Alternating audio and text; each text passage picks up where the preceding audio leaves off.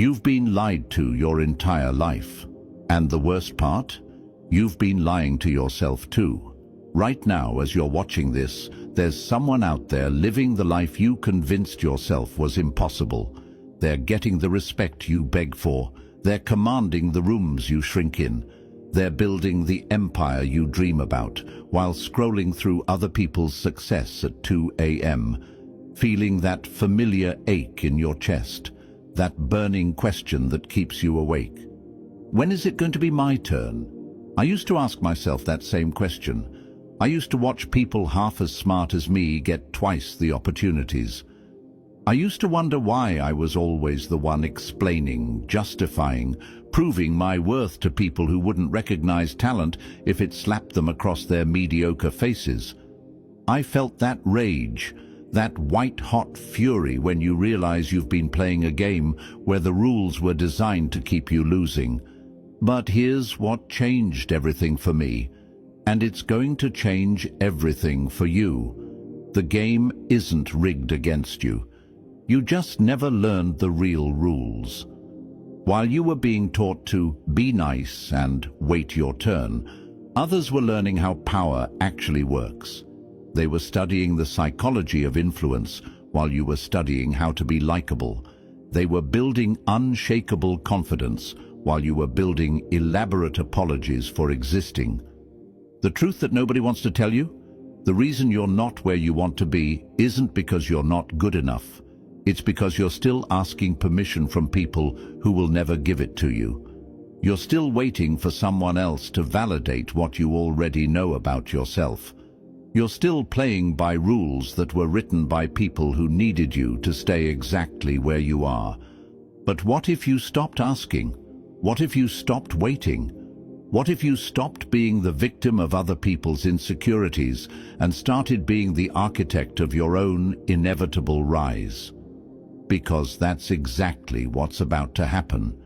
In the next few minutes, you're going to learn the 7 psychological principles that separate the people who get everything they want from the people who get what they're given. You're going to understand why some people command respect without demanding it, why some people get opportunities without begging for them, why some people live like kings while others serve like subjects. This isn't theory. This isn't motivation. This is surgical precision applied to the mechanics of human psychology. By the time you finish watching this, you won't just think differently. You'll move differently, speak differently, exist differently in every room you enter. Now, I want you to drop this affirmation in the comments. I'm no longer asking.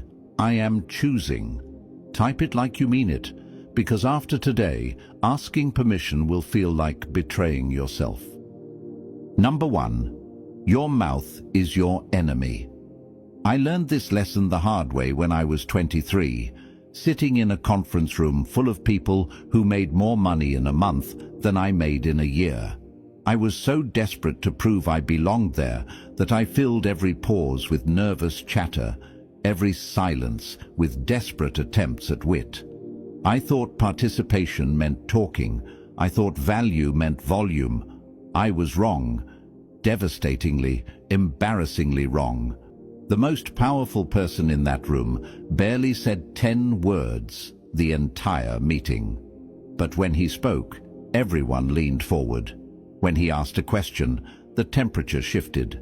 When he remained silent while others rambled, you could feel them slowly realizing they were revealing too much, saying too much, showing too much of their hand. That's when it hit me. Your mouth is your enemy. Every word you speak is information you're giving away for free. Every explanation you offer is a weakness you're advertising. Every time you fill an uncomfortable silence, you're telling the room that their comfort matters more than your power. Silence makes people terrified because it forces them to confront what they're really thinking. When you stop rushing to fill every pause, something beautiful happens. People start projecting their fears onto your quiet confidence. They assume you're judging them, evaluating them, seeing through their masks. And here's the devastating truth: you are. While they're talking, they're showing you exactly who they are.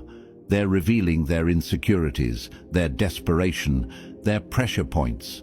But when you're always talking, you're the one being dissected. You're the one showing your cards while they keep theirs hidden. Machiavelli once said, "Everyone sees what you appear to be. Few experience what you really are." Your silence creates a canvas where people paint their own version of your thoughts, your judgments, your power. They fill your silence with their own fears, and suddenly you're not just another person in the room. You're the person everyone is trying to impress. I started practicing this immediately. Instead of jumping into conversations, I started observing them. Instead of proving I was smart, I started letting others prove they weren't as smart as they thought.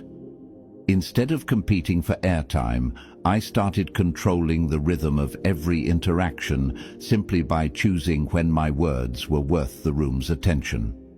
The transformation was immediate and undeniable. People started coming to me for my opinion instead of me desperately offering it.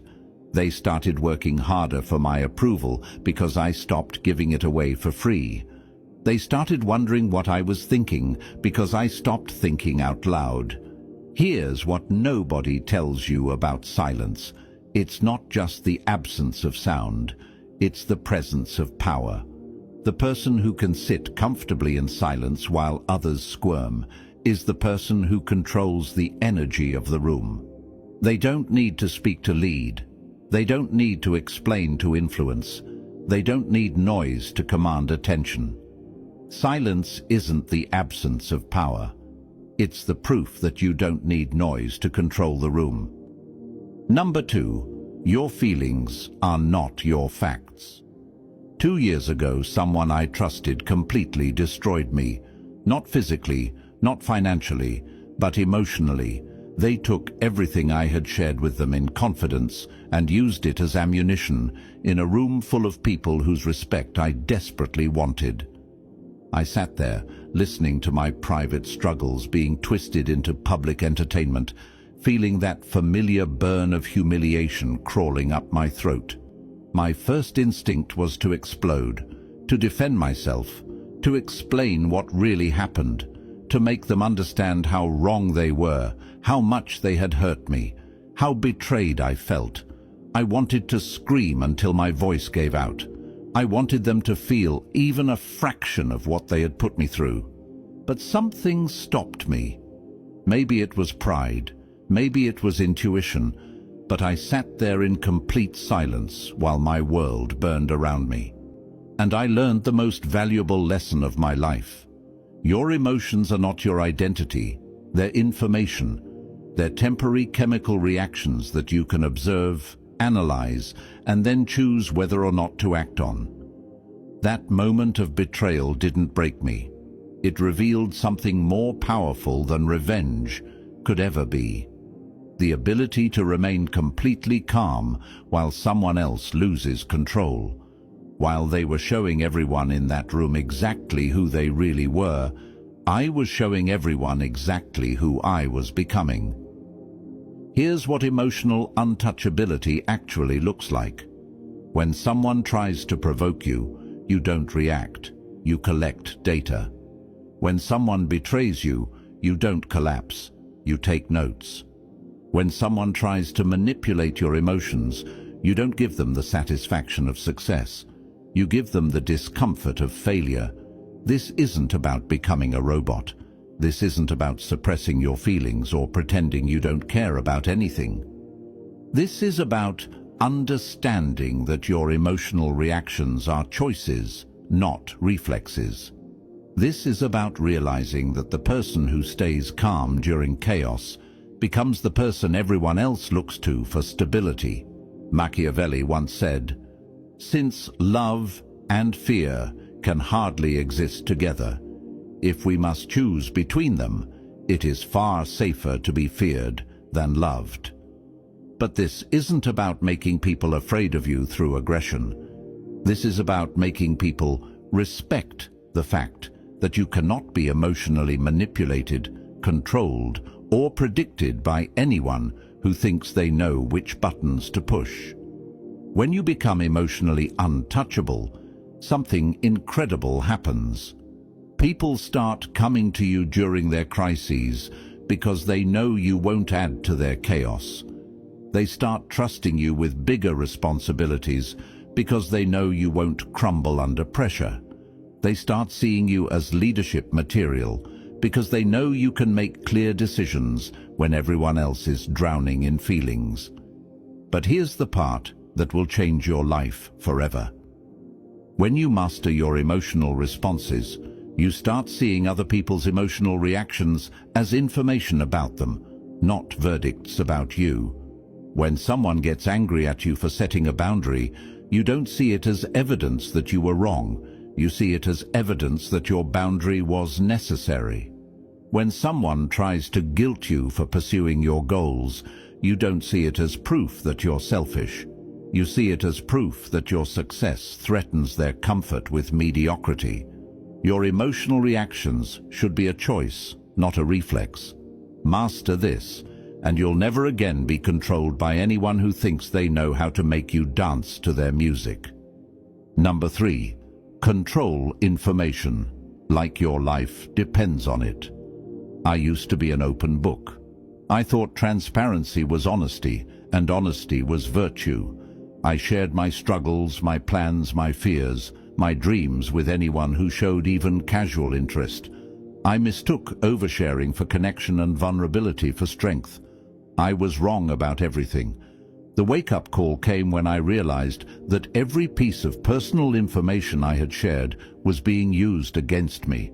My struggles became evidence of my weakness.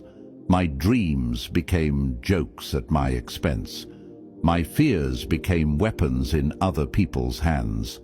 I had given away my most valuable currency, information about myself, for free, to people who were collecting it like ammunition for future battles. Information is power, not money, not connections, not even talent. Information. Who has it? Who needs it? Who controls the flow of it? This determines who holds the real power in any situation. While you were being taught that sharing is caring, others were learning that knowledge is leverage. Every conversation you have is an intelligence-gathering operation. Every person you meet is either gathering information about you or sharing information about themselves. The question is, are you conscious of this exchange, or are you accidentally giving away state secrets while they're collecting classified intelligence? Here's what changed everything for me. I started treating my personal information like a classified government document, not because I had anything to hide, but because I finally understood that mystery creates respect, scarcity creates value, and the less people know about your internal process, the more they have to respect your external results. Watch the most powerful people you know. How much do you really know about their private struggles, their detailed plans, their moment-to-moment emotional state? Almost nothing. And that's not an accident. They understand that when people don't know how you do what you do, they're forced to respect the fact that you do it. Machiavelli once said, "The wise man does at once what the fool does finally." While others are eventually forced to reveal their entire hand when circumstances demand it, you're going to be strategic about what you reveal and when you reveal it. Your personal information, your challenges, your strategies, your next moves, these are privileges to be earned, not rights to be assumed. But here's the crucial part. While you're becoming selective about what you share, you need to become systematic about what you gather. Pay attention to what people tell you when they think you're not paying attention. Listen to what they reveal about themselves when they're trying to impress you, gain your sympathy, or justify their failures. People will tell you everything you need to know about them if you're patient enough to listen and smart enough to remember. They'll tell you their weaknesses while complaining about their problems. They'll tell you their strategies while bragging about their successes. They'll tell you their fears while explaining why they can't do what you're doing. This isn't manipulation. This is awareness. This isn't taking advantage. This is paying attention. When you understand people's motivations, their pressure points, their deepest needs, you can create value for them in ways that serve your goals too. When you control information, you control options. When you control options, you control outcomes. Information isn't meant to be hoarded forever. It's meant to be deployed at exactly the right moment for maximum impact. Learn this, and you'll never again be surprised by someone else's moves, because you'll have seen them coming long before they made them. Number 4, make yourself irreplaceable through ruthless competence. I spent 3 years being the nicest person at every job I ever had. I was agreeable, accommodating, always willing to help, never causing problems, flying under the radar, and hoping that someone would notice how pleasant I was to work with. I thought job security came from being liked. I thought getting ahead meant not making waves. Then I watched someone half as nice, but twice as competent, get promoted over me. Again, and again. And that's when I realized the brutal truth that nobody wants to tell you. Nice doesn't make you necessary. Agreeable doesn't make you valuable. Being easy to work with doesn't guarantee anything except being easy to replace. You know what does? Being so undeniably good at what you do that replacing you would cost more time, money, and risk than keeping you around and paying you exactly what you're worth, even when you're demanding respect, setting boundaries, and refusing to accept treatment that doesn't match your value. This was the most painful lesson I ever learned, because it required me to admit that I had been using likability as a substitute for competence. I had been hoping that being pleasant would somehow compensate for being ordinary. I had been trying to secure my position through personality instead of performance. Competence is your insurance policy against other people's moods, preferences, and changing loyalties. When you're irreplaceably good at something important, people have to deal with you as you are, not as they wish you were. They might not like your directness, your boundaries, your unwillingness to participate in office politics, but they need your results more than they need their comfort. Here's what building irreplaceable competence actually looks like. You don't just do your job. You understand your industry better than people who've been in it twice as long. You don't just meet expectations. You anticipate needs that your boss doesn't even know they have yet. You don't just solve problems. You prevent crises that everyone else would have stumbled into blindly. Machiavelli once said, "There is nothing more difficult to take in hand, more perilous to conduct, or more uncertain in its success than to take the lead in the introduction of a new order of things." This is exactly why most people avoid becoming irreplaceable. It requires taking risks, challenging existing systems, proposing better ways of doing things. It requires the courage to be wrong sometimes in exchange for the possibility of being extraordinarily right. But here's what happens when you commit to this level of competence. People stop questioning your methods and start studying them. They stop trying to manage you and start trying to keep you. Your value becomes so obvious that arguing with you becomes counterproductive, even when they disagree with your approach. I learned this by becoming obsessed with being the best at something that mattered. Not the most liked, not the most cooperative, not the most available, the most valuable. I studied every aspect of my field until I knew things that people with decades more experience didn't know. I solved problems that had been accepted as just how things are. I made myself the person who made everything around them function better, smoother, more profitably. The transformation was immediate and undeniable.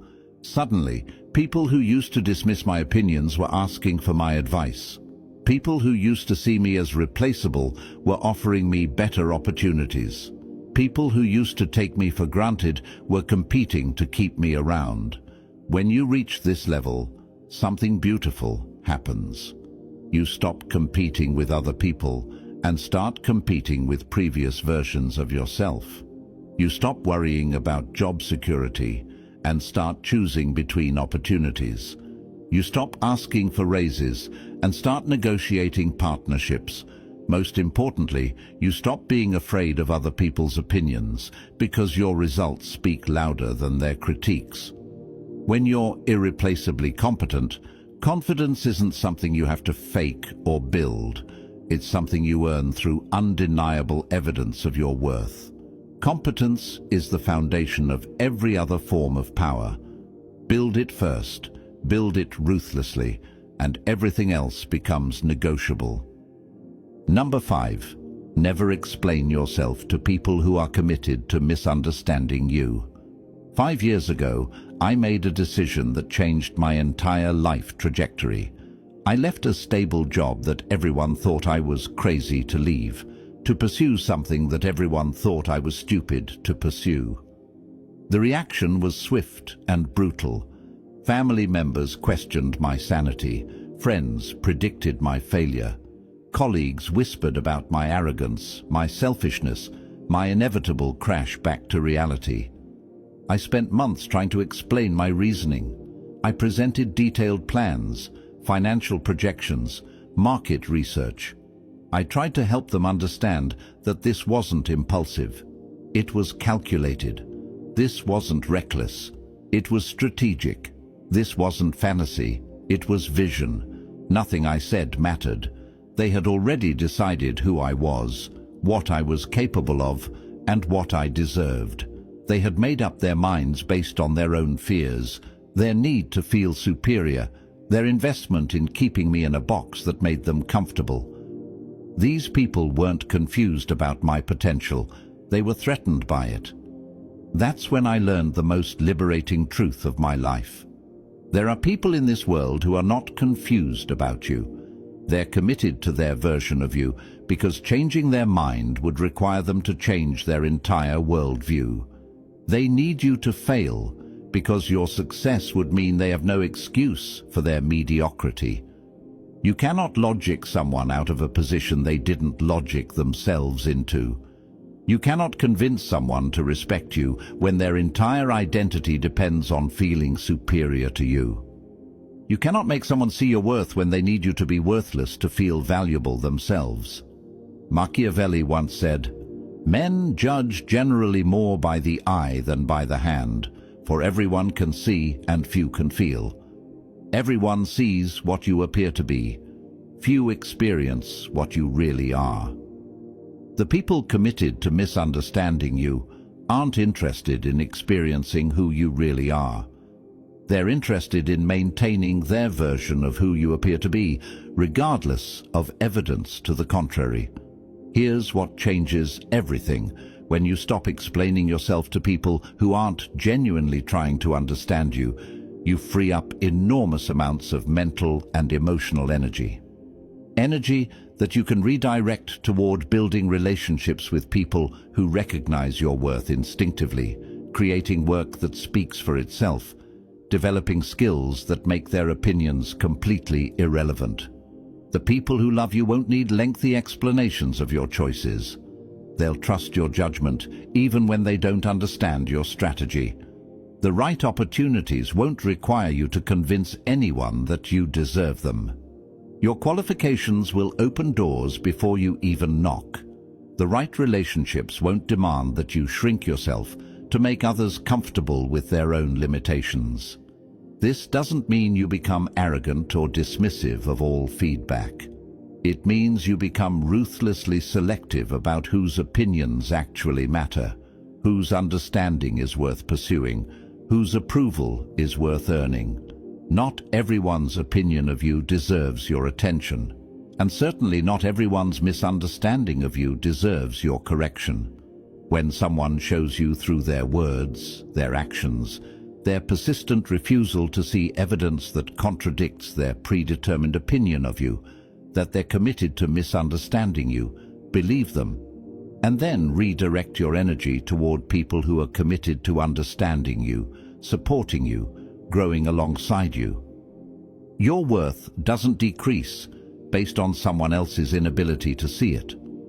Your value doesn't diminish because someone else is invested in underestimating it. Stop giving people who've already made up their minds about you the power to make you doubt what you know about yourself.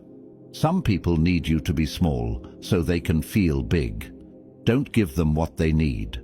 Give them what they've earned. Absolutely nothing. Number 6. Build systems, not dependencies. I used to think freedom was a feeling, that rush of possibility when you imagined escaping all your current constraints, all your current responsibilities, all your current limitations. I thought freedom meant not having to answer to anyone, not having to show up anywhere, not having to do anything you didn't feel like doing in any given moment. I was confusing freedom with chaos. Real freedom isn't the absence of structure. It's the presence of structures that serve your goals instead of other people's agendas. It's building systems that work whether other people participate or not, that generate results whether other people approve or not, that create value whether other people recognize it or not. Most people build their entire lives around other people's schedules, other people's decisions, other people's moods. Their happiness depends on their boss's approval. Their income depends on their employer's budget. Their self-worth depends on their partner's validation. Their social life depends on other people's availability. They've created elaborate networks of dependency and called it connection. This isn't connection. This is voluntary imprisonment with better marketing. When your emotional stability, your financial security, your sense of purpose, your daily schedule all depend on other people's consistency, you're not living your life. You're borrowing it from people who can revoke your access at any moment. I learned this lesson when every single system in my life collapsed simultaneously. The job I thought was secure disappeared overnight. The relationship I thought was permanent ended without warning. The friends I thought were loyal revealed their true priorities when supporting me became inconvenient. In one devastating month, I discovered that everything I thought was mine was actually just on loan. That crisis became the greatest gift of my life because it forced me to ask the question that changed everything. What would my life look like if it didn't depend on anyone else's consistency, approval, or participation? Machiavelli once said, "Everyone wants to go to heaven, but nobody wants to die.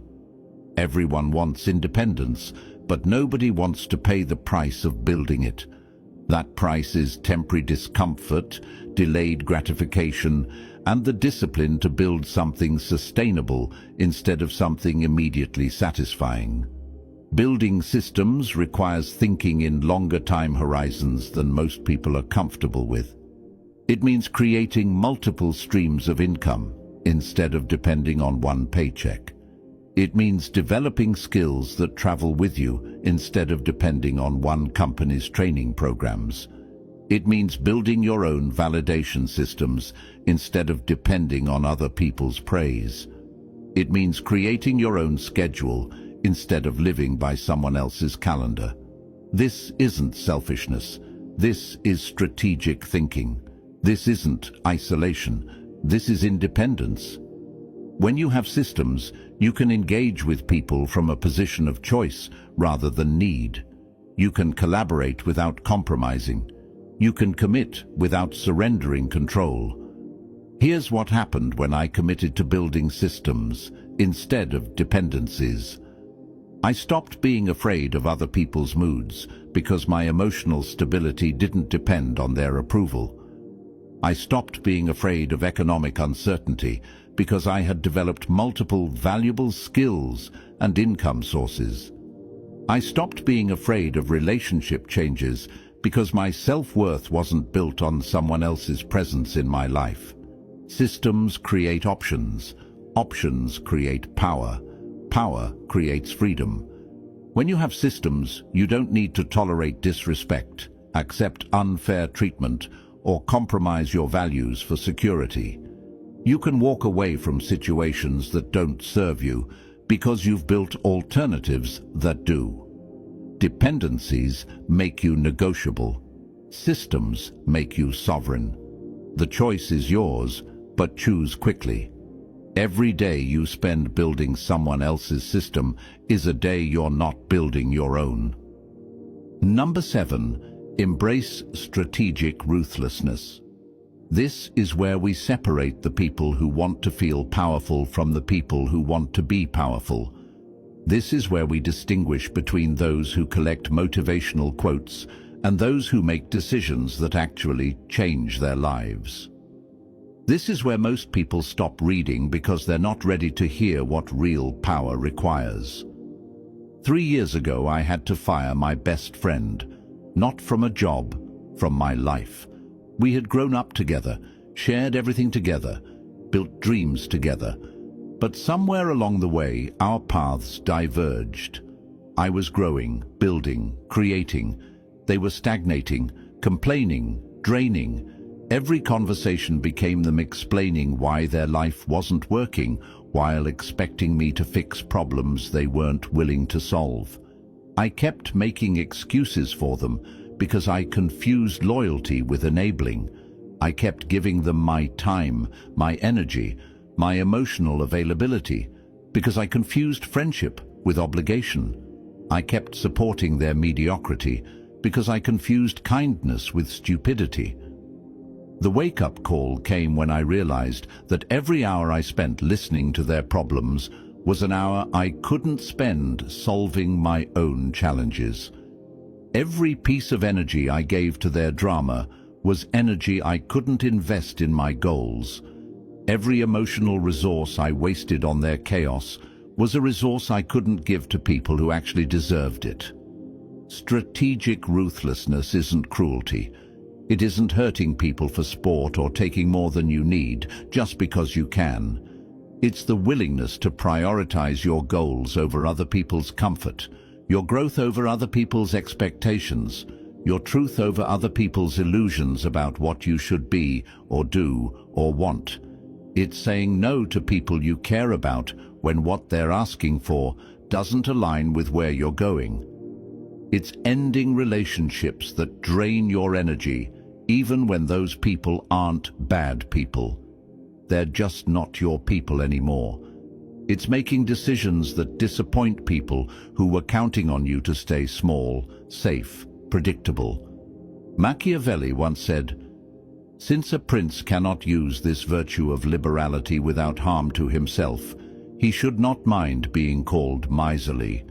In time he will be thought more liberal when people see that his parsimony has made his revenues sufficient." Sometimes you have to be stingy with your time, your energy, your attention, your emotional availability in order to have enough left over for the things and people that truly matter. Most people avoid strategic ruthlessness because they confuse it with meanness. They think being ruthless means being cruel, but that's not strategy. That's just poor impulse control. Real strategic ruthlessness is calculated, purposeful, and often surprisingly kind in its long-term effects. Sometimes the most ruthless thing you can do is refuse to enable someone's weakness. Sometimes the kindest thing you can do is disappoint someone in the short term to help them grow in the long term. Sometimes the most loving thing you can do is remove yourself from someone's life so they're forced to develop the strength they'll never build while you're carrying them. Your resources, time, energy, money, attention, are finite. Every yes to one thing is a no to something else. Every hour you spend on someone else's priority is an hour you can't spend on your own. Every piece of emotional energy you waste on people who drain you is energy you can't give to people who deserve it. The people who achieve extraordinary things aren't necessarily more talented, more connected, or luckier than everyone else. They're more willing to make decisions that other people aren't willing to make. They're more comfortable with other people's temporary disappointment in exchange for their own long-term satisfaction. Strategic ruthlessness is what allows you to build the life that other people wish they had the courage to build. It's what separates the people who dream about change from the people who create it. It's what transforms you from someone who reacts to life into someone who designs it. Rejection doesn't break you. It reveals where your loyalty still belongs to weakness. The untouchable truth. I want you to understand something that will change how you see yourself forever. You are not broken. You are not behind. You are not too late, too old, too inexperienced, too damaged, or too anything to become exactly who you're supposed to become. You have been systematically programmed to believe that your natural desire for respect, success, recognition, and power is somehow wrong, selfish, or unrealistic. You have been convinced that wanting more than what you currently have makes you ungrateful, that setting boundaries makes you difficult, that prioritizing your goals makes you selfish. These are lies designed to keep you manageable, controllable, and predictable. These are psychological chains that you can remove the moment you decide you're tired of wearing them. Everything I've shared with you today comes down to one fundamental understanding. You are not here to be liked. You are not here to be comfortable. You are not here to make everyone else feel good about themselves while you settle for less than what you're capable of creating, experiencing, or becoming. You are here to become unforgettable. Not through drama, not through attention-seeking, not through trying to impress people who are too small to be impressed by excellence. You become unforgettable by developing such deep competence, such strategic thinking, such emotional mastery, such systematic independence, that your presence changes the energy of every room you enter. This journey isn't about becoming someone else. It's about becoming who you always were underneath all the conditioning, all the people-pleasing, all the fear of what others might think if you actually took up the space you were meant to occupy. The world is full of people waiting for someone else to give them permission to live the lives they actually want to live. They're waiting for their boss to recognize their value, for their partner to appreciate their efforts, for their family to understand their choices, for society to validate their dreams. But you're done waiting. You understand now that permission isn't something that's given, it's something that's taken.